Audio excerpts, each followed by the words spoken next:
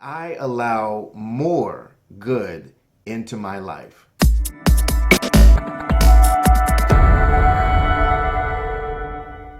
Hi, everyone. Antonio Thornton, February 15th, day number 46 of 365 Science of Mind. Thanks again so much for joining me on this journey. Today's lesson number 46 is I allow more good into my life. Now, you may recall another lesson titled, I allow good into my life. And this says, I allow more good into my life. And as such, I'm actually going to re-gift or recycle a quote that I used from a previous lesson.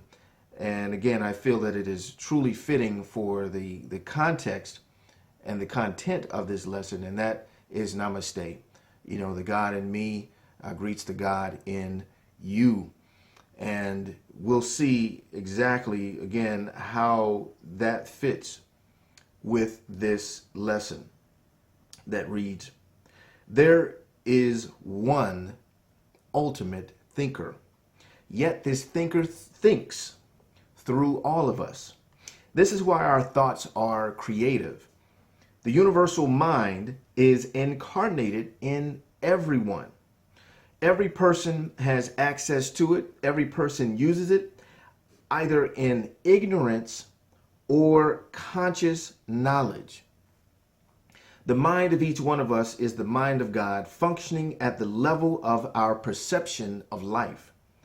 Consciously using it, we bring into our experience today something we did not appear to have yesterday. A better environment, a happier circumstances, more love, more joy. A short lesson today, but nonetheless still powerful in that the reminder is to the degree, which is what I love to hear.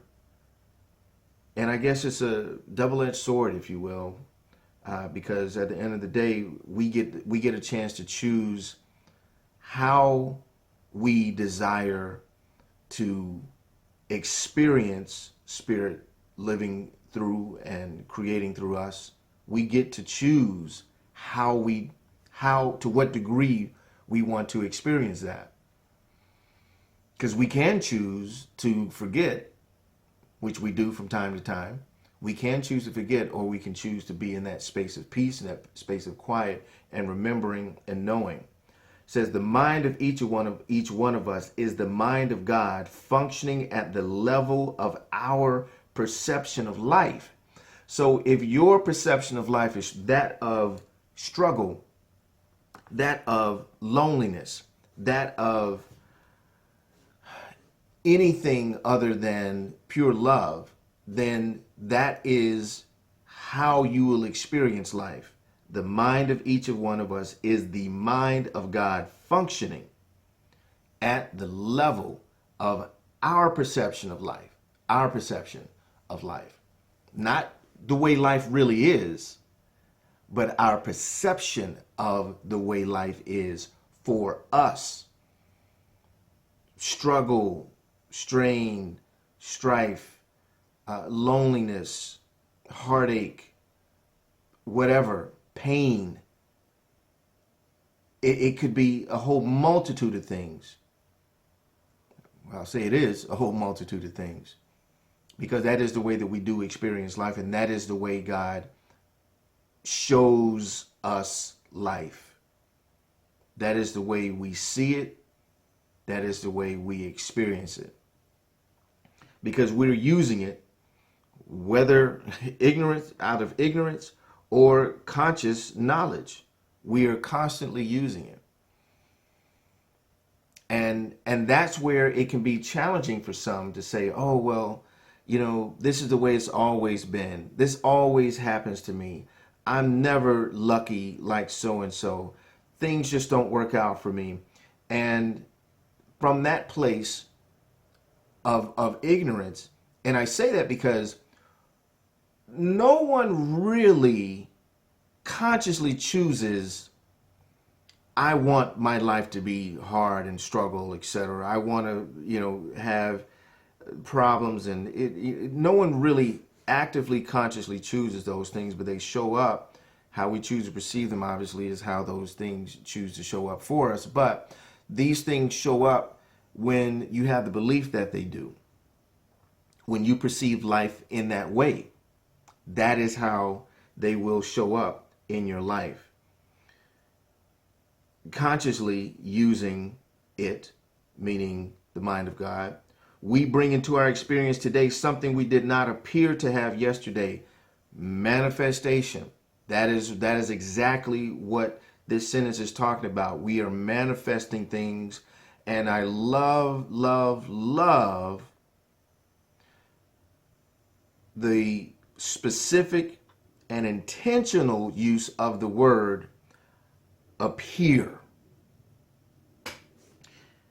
Things we did not appear to have yesterday.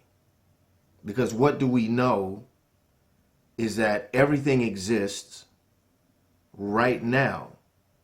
Every iteration, variation, derivation, every possibility of who we are exists right now. Every single possibility. Every single possibility. Now, it would seem as if it's an unlimited amount of possibilities, but every one of them exists right now. Every single one. And I get to choose, I choose which one of those experiences it will be through my perception of life. Through my perception of life, I get to choose that. And in that choosing, the things that I am perceiving manifest. They manifest out of quote unquote thin air? No, they manifest because they are already here. I'm just bringing them into my experience, bringing them into my reality based on where my perception is. So look around you. Where's your perception? Your environment will tell you. Your environment will tell you what your perception of life is. You don't have to think about it. You don't have to figure it out. Your environment will tell you.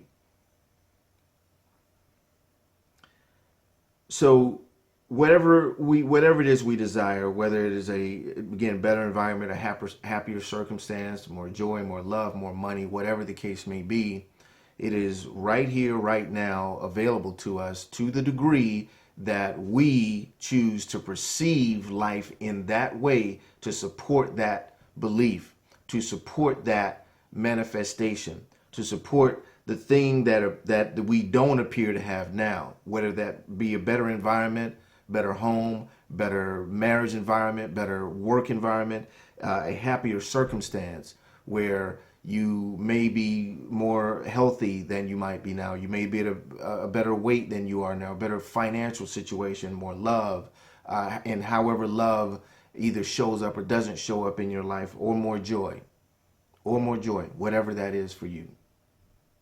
So the practical application is, again, stopping. What are you thinking? What are you doing? So here's an exercise you can look at. Look at your environment. Look at the areas of the primary areas of your life. Look at your fitness. Look at your relationships. Look at your financial status. Look at your environment, whether your physical environment. Even look at your spiritual environment, your health environment.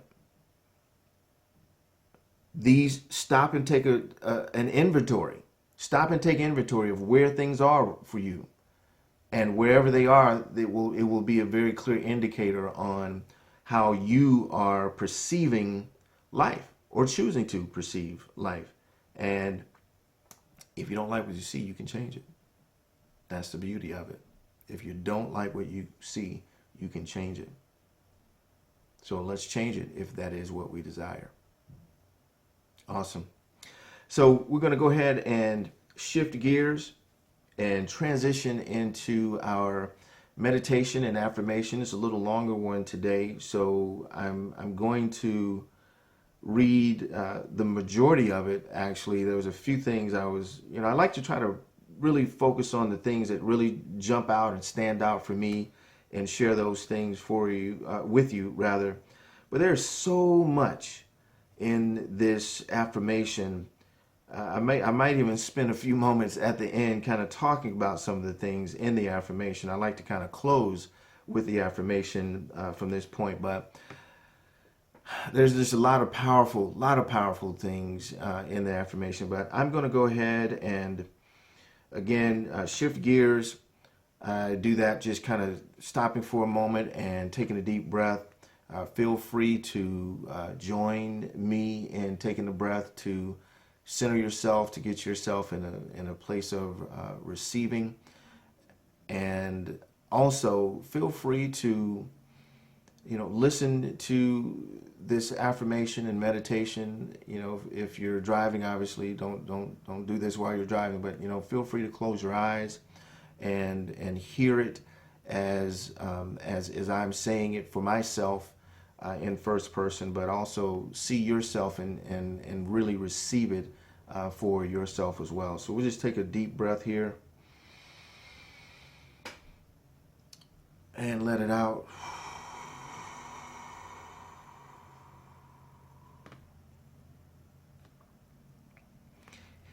In such degree as I know that the God in you is the God that is in me, I cannot seek to do you ill.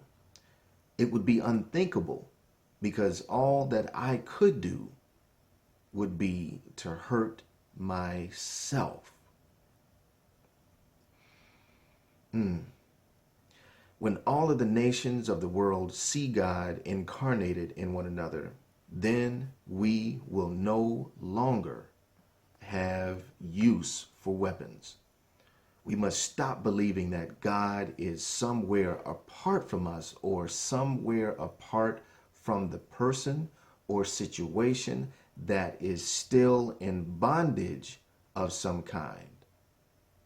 We must not be disturbed by the contradiction of objective experience.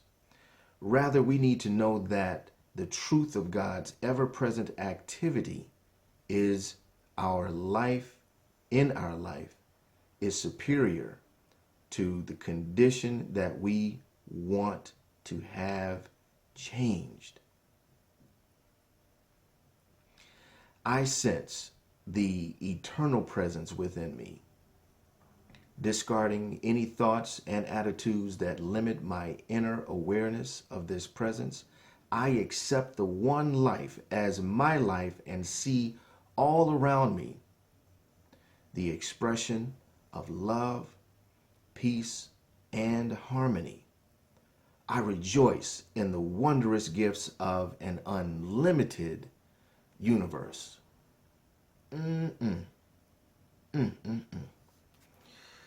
That is a powerful, powerful meditation and affirmation. If you are reading along in the 365 Science of Book, I encourage you just to read that again, read it aloud, and really, really take it on for yourself. It's so much in those couple of paragraphs that could heal and change this world. Just the simple idea that God is not out there, that we are not separate, and that I can change my environment at any time.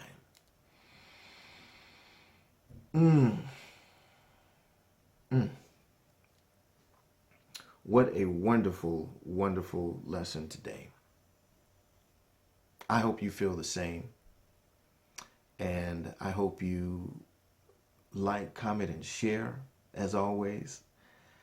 And I really do intend for this journey of mine to be beneficial to those who are choosing to follow along with me.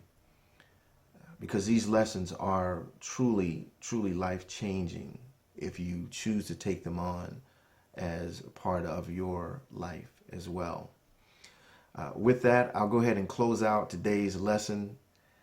I look forward to seeing you tomorrow, February 16th, for lesson number 47, which I know is going to be filled with love in this love-filled month of February. And I will look forward to seeing you then. Take care.